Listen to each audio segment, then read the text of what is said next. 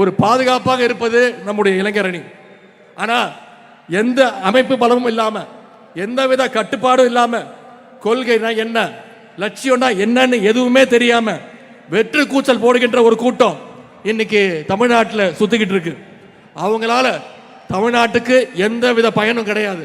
இன்னும் சொல்ல போனா அவங்களால அவங்களுக்கே எந்த பயனும் கிடையாது. இத தமிழ்நாட்டு மக்கள் விரைவில் உணர்த்துவாங்க. இன்னைக்கு நம்முடைய திராவிட முன்னேற்ற கழகம் துவங்கப்பட்டு 75 ஆண்டு தாண்டி பவள விழா தாண்டி போயிட்டு இருக்கிறோம். இன்னைக்கு திமுகவுக்கு வயசு 76. ஆனா இன்னமும் அதே இளமையோடும் வீரத்தோடும் போர்க்காலத்தில் நிற்குது நம்முடைய திராவிட முன்னேற்ற கழகம். அப்படிப்பட்ட நம்முடைய கழகத்துடைய சோல்ஜர்ஸை ட்ரெயின் பண்ணி அனுப்புற அணிதான் நம்முடைய இளைஞர்ங்கிறத நீங்கள் உணர வேண்டும். நம்முடைய கழக தலைவர் அவர்கள் இளைஞர் திமுக துவங்கினார். 15 வயசுல துவங்கினார். அந்த இளைஞர் அணிக்கு விதை போட்டார். அன்னைக்கு இந்த அணிக்கு பேரு கோபாலபுரம் இளைஞர் திமுக.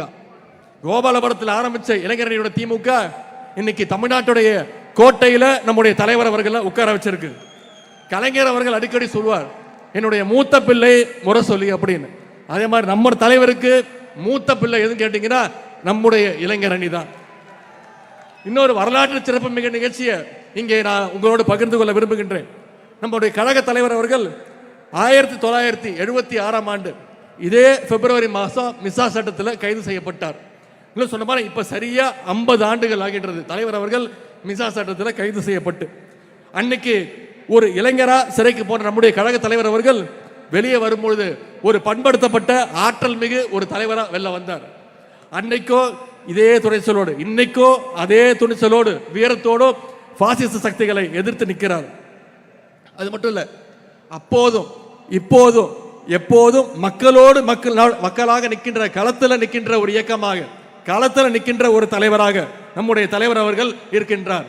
அதனால்தான் இன்னைக்கு திமுகவுக்கும் நம்முடைய முதலமைச்சர் கழக தலைவருக்கும் மக்கள் செல்வாக்கு ஒவ்வொரு நாளும் இன்க்ரீஸ் ஆகிக்கிட்டே போயிட்டே இருக்கு. அதனால சங்கிகளுக்கு நம்ம மேல எப்ப பார்த்தாலும் ஒரு எரிச்சல், ஒரு கோபம். இது நாள் வரைக்கும் தமிழ்நாட்டு பக்கம் எட்டி பார்க்காத திரு நரேந்திர மோடி அவர்கள், பாரத பிரதமர் அவர்கள் இப்போ தமிழ்நாட்டை நோக்கி வர ஆரம்பிச்சிருக்கிறார். என்ன காரணம்? தேர்தல் வந்தோடனே அவருக்கு தமிழ்நாடு ஞாபகம் வந்துடும். இனிமே மோடியை பிடிக்க முடியாது. அடிக்கடி தமிழ்நாட்டுக்கு வருவார், திருக்குறள் சொல்லுவார், கடலுக்கு அடியில் போய் தியானம் எல்லாம் பண்ணுவார். கொஞ்ச நாள் முன்னாடி தமிழ்நாட்டுக்கு வந்திருந்தார். என்ன சொன்னாரு? தமிழ்நாட்டுக்கு டபுள் இன்ஜின் சர்க்கார் வேணும் அப்படின்னு சொன்னார். திரு பிரதமர் மோடி அவர்களே, நாங்கள் திராவிட மாடல்ங்கிற சிங்கிள் இன்ஜினை வச்சு ஏற்கனவே டபுள் டிஜிட் growth 11.19% growth எட்டிட்டோம். நீங்க சொல்ற அந்த டபுள் இன்ஜின் டப்பா இன்ஜினை வச்சுக்கிட்டு பீகார், உத்தரப்பிரதேச மாநிலங்கள் இன்னும் 6% வளர்ச்சியை கூட நீங்க தொடல. தமிழ்நாடு அடைஞ்சிருக்கிற வளர்ச்சியில பாதியை கூட நீங்க தொடர. பொதுவா தேர்தலை எல்லாரும் என்ன சொல்லுவாங்கன்னா ஜனநாயக திருவிழா அப்படின்னு சொல்லுவாங்க. ஒரு திருவிழாவில் என்னெல்லாம் இருக்கும்? வான வேடிக்கை நடக்கும், மக்கள்லாம் உற்சாகமா இருப்பாங்க, எல்லாரும் சேர்ந்து மகிழ்ச்சியா கொண்டாடுவாங்க. அப்படிப்பட்ட ஒரு அணியாகத்தான் நம்முடைய தலைவர் தலைமையிலான மதச்சார்பற்ற முற்போக்கு கூட்டணி ஒரு அணியாக, மகிழ்ச்சியான அணியாக இன்றைக்கு இருக்கிறது. அதே மாதிரி திருவிழா நேரத்தில் புது புது கடைகள்லாம் போடுவாங்க. மக்களை கூப்பிட்டு பொய் விளம்பரம் சொல்லி பொய் வியாபாரம்லாம் பண்ணுவாங்க. பலூன் எல்லாம் ஊதி குழந்தைங்களுக்கெல்லாம் ஷோ காட்டுவாங்க. அது மாதிரி தான் இன்னைக்கு தேர்தல்னு வந்தோடனே தேர்தல் திருவிழானால தமிழ்நாட்டில் புதுசா கடை விரிக்க ஆரம்பிச்சிருக்கிறாங்க. எப்படி திருவிழா டைம்ல போட்ட கடையெல்லாம் திருவிழா முடிஞ்சோடனே எல்லாம் கடையெல்லாம் காணா போயிடும். அதே மாதிரி இந்த தேர்தல் முடிஞ்சதும் அந்த கடை அனைத்தும் காலி ஆயிடும். ஆனா திராவிட முன்னேற்ற கழகம் தான் என்னைக்குமே மக்களோடு மக்களா நின்று இருக்கும். அது மட்டும் இல்ல, திருவிழா கூட்டத்தில் பிள்ளை பிடிக்கிற கோஷ்டி, பிக் பாக்கெட் அடிக்கிற கோஷ்டியும் உள்ள வருவாங்க. மிட்டாய் வாங்கி தரேன், ஐஸ்கிரீம் வாங்கி தரேன், சாக்லேட் வாங்கி தரேன்னு குழந்தைங்களை கடத்த பார்ப்பாங்க. இப்போ அதே மாதிரி ஆரம்பிச்சிருக்கிறாங்க. இப்போ ஈடு கேஸ்ல இருந்து நான் காப்பாத்துறேன், ஃபெரா கேஸ்ல இருந்து நான் உங்களை காப்பாத்துறேன், மெடிக்கல் காலேஜ் கேஸ் ஊழல்லேருந்து நான் உங்களை காப்பாத்துறேன், சம்பந்தி டெண்டர் எடுத்த கேஸை நான் முடிச்சு தரேன். இப்படி கேஸையெல்லாம் காட்டி காட்டி இன்னைக்கு அடிமை கூட்டத்தை பாசிஸ்டுகள் தூக்கி இருக்காங்க. இந்த மிரட்டலுக்கெல்லாம் அடிமை அதிமுக பயப்படலாம். ஆனா திராவிட முன்னேற்ற கழகத்துடைய தொண்டை எந்த உருட்டல் மிரட்டலுக்கும் பயப்பட மாட்டான். ஏன்னா எங்களை வழிநடத்துறது முத்துவேல் கருணாநிதி ஸ்டாலின் என்ற மகத்தான ஒரு தலைவர். பாசிஸ்டுகள் எவ்வளவு முயற்சி செஞ்சாலும் தெரியும், தமிழ்நாடு என்னைக்குமே உங்க கையில சிக்காது. ஏன்னா எங்க தலைவர் அடிக்கடி சொல்வது மாதிரி தமிழ்நாடு என்னைக்குமே டெல்லிக்கு அவுட் ஆஃப் கண்ட்ரோல் தான். சமீபத்தில் ஒன்றிய அரசு பட்ஜெட் தாக்கல் பண்ணாங்க.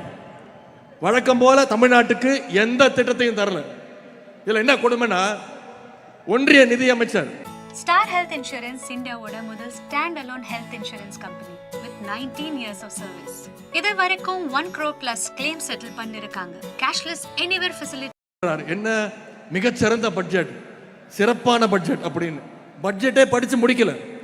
நீங்க கேள்விப்பட்டிருப்பீங்க முரட்டு பக்தர்கள், முரட்டு தொண்டர்கள்னு. ஆனா முரட்டு அடிமை கேள்விப்பட்டிருக்கீங்களா? திரு எடப்பாடி பழனிசாமி அவர்கள் தான் இந்தியாவிலே இப்ப மிகப்பெரிய முரட்டு அடிமை. அது மட்டும் இல்லை, மோடி தமிழ்நாட்டுக்கு வந்தோடனே சூரியன் மறைஞ்சிருச்சு அப்படின்னு சந்தோஷப்படுறார். நம்ம தலைவர் சொன்னாங்க, கால்களை மட்டுமே பார்த்துட்டு இருந்தீங்கன்னா மேலே பார்த்தா தானே உங்களுக்கு சூரியன் தெரியும்னு தலைவர் சொன்னாங்க. உடனே திரு எடப்பாடி பழனிசாமி அவர்களுக்கு கோவம் வந்துருச்சு. என்ன தெரியுமா சொல்றாரு? காலை பார்த்து நடந்தாதான் நாங்கள் நேராக பார்த்து நடக்க முடியும், காலை பார்த்தா தான் நேராக நடக்க முடியுமா அப்படின்னு ரொம்ப அறிவுபூர்வமாக கேட்டார். திரு எடப்பாடி பழனிசாமி அவர்களே, தலையை நிமிர்ந்து பாதையை பார்த்து நடந்தீங்கன்னா தான், வழியை பார்த்து நடந்தால் தான் நேரம் நடக்க முடியும். நீங்க திரு மோடியுடைய காலையும் திரு அமித்ஷாவுடைய காலையும் பார்த்துட்டே நடந்தீங்கன்னா உங்களை மாதிரி முட்டு சந்தில தான் போய் நிற்க முடியும். இவ்வளவு நாளா அதிமுக பாஜகவுடைய கிளையா இருந்துச்சு. இன்னைக்கு அதிமுக பாஜகவோட இலையா மாறிடுச்சு. தமிழ்நாட்டில் 10 தோல்வி பழனிசாமியும் மொத்த தோல்வி மோடியும் என்னதான் கூட்டணி வச்சாலும் தமிழ்நாட்டுக்குள்ள உங்களை ஒருபோதும் தமிழ்நாட்டு மக்கள் அனுமதிக்க மாட்டாங்க. கழக இளைஞர்கள், நம்முடைய இளைஞரணி தம்பிமார்கள் எப்படிப்பட்டவங்கன்னு பேரறிஞர் அண்ணா அவர்கள் அவரே சொல்லியிருக்கிறார். இந்தி திணிப்புக்கு எதிரான போராட்டம் பண்ணப்போ கழக இளைஞர்கள் மீது தடியடி, துப்பாக்கி சூடுன்னு பல்வேறு தாக்குதல்கள் நடத்துறாங்க. அப்போ அண்ணா சொன்னாரு, உங்களோட தடி அடியால துப்பாக்கியால சாதிக்க முடியாத இளைஞர் கூட்டத்தை நான் என்னோட சுட்டு விரல் காட்டினா தமிழ்நாட்டு இளைஞர் பட சாதிக்கும் அப்படின்னு பேரறிஞர் அண்ணா சொன்னார். தலைவர் அவர்களே, அண்ணா சொன்னது சுட்டு விரல், நான் சொல்றேன் சுட்டு விரல் தேவையில்லை உங்களுக்கு.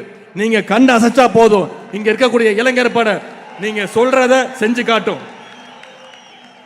பாசிஸ்டுகள் இருந்து தமிழ்நாட்டையும் தமிழ் மக்களையும் எந்நேரம் காப்பாற்றுறதுக்கு திராவிட முன்னேற்ற கழகத்துடைய இளைஞரணி தயாராக இருக்கும். கழக தலைவர் அவர்களுக்கு இந்த நேரத்தில் மீண்டும் ஒரு வேண்டுகோள், இளைஞரணியினர் நாம களத்தில் உழைச்சோன்னா அதற்கான அங்கீகாரத்தை நிச்சயம் கழக தலைவர்கள் கொடுப்பாங்க.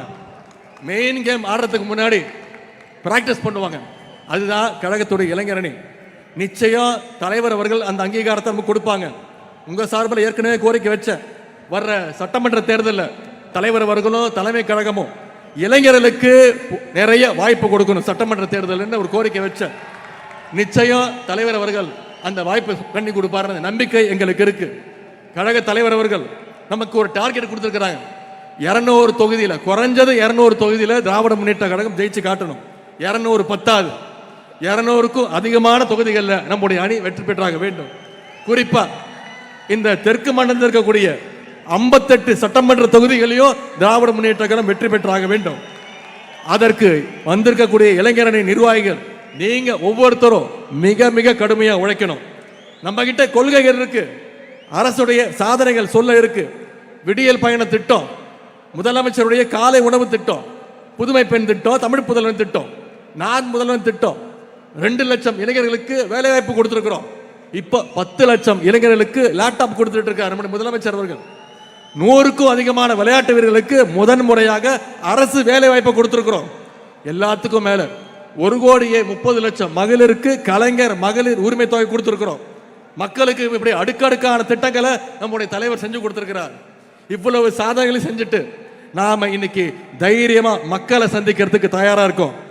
மற்றவங்க மாதிரி வீட்டுக்குள்ள போய் தூங்கிட்டு மாசத்துக்கு ஒரு வாட்டி வெளியில வந்து மூஞ்ச மூடிட்டு திருட்டு தினமா டெல்லிக்கு போய் சுத்துற தலைவர் கிடையாது நம்முடைய தலைவர். நீங்க வந்திருக்கக்கூடிய இளைஞரணி நிர்வாகிகள் மக்களை சந்திச்சு நம்முடைய சாதனைகளை எடுத்து சொல்லுங்க.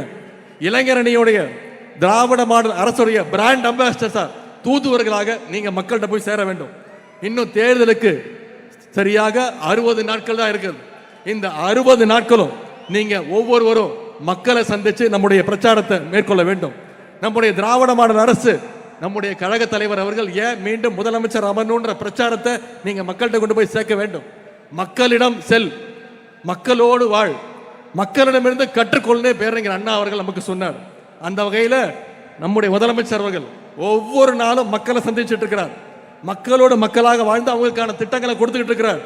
ஆனா இன்னைக்கு சில பேர் மக்களை கண்டாலே தெரிச்சு ஓடுறாங்க. தூக்கத்திலேருந்து எந்திரிச்சு வந்து இப்ப கண்டதையும் உளறிட்டு இருக்கிறாங்க.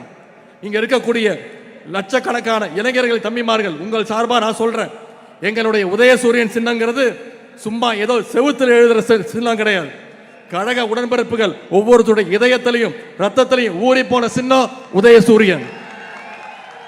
அண்ணா கண்டெடுத்த சின்னம் உதயசூரியன். கலைஞர் காட்டி காத்த சின்னம் உதயசூரியன். தலைவர் அவர்களால் வெற்றியை மட்டுமே பெற்றுக் கொண்டிருக்கக்கூடிய சின்னம் நம்முடைய சின்னம் உதயசூரியன். உயிர் போனால் போகுமே தவிர உதயசூரியன் சின்னம் எங்களை விட்டு போகாது. ஆகவே அரசியல் அறிவே இல்லாத சில அட்டைகள் என்னதான் உளர்னாலும் புலம்புனாலும் களத்தில் நின்று ஜெயிக்க போற கட்சி உதயசூரியன் சின்னம் தான், நம்முடைய கழக தலைவர் அவர்கள் தான். இன்னைக்கு பிப்ரவரி 7ஆம் தேதி 5 ஆண்டுகளுக்கு முன்பு மே 7ஆம் நாள் நம்முடைய கழக தலைவர் அவர்கள் தமிழ்நாட்டின் முதலமைச்சராக உறுதிமொழி எடுத்தாங்க. மீண்டும் நம்முடைய தலைவர் அவர்கள் முத்துவேல் கருணாநிதி ஸ்டாலின் எனும் நான் என்ற அந்த குரல் மீண்டும் வருகின்ற மே மாதம் ஒழிச்சிட வேண்டும். அதற்கு இளைஞரணி நிர்வாகிகள் தம்பிமார்கள் நீங்க அத்தனை பேரும் அதிக அளவில் உழைப்பை கொட்ட வேண்டும். அதற்கான உறுதியை சபதத்தை இந்த நிர்வாகிகள் சந்திப்பில் நாம் ஏற்போம். இளைஞர் அணியினர் விருதுநகரில் கூடினாங்க. கழகத்துடைய வின்னிங்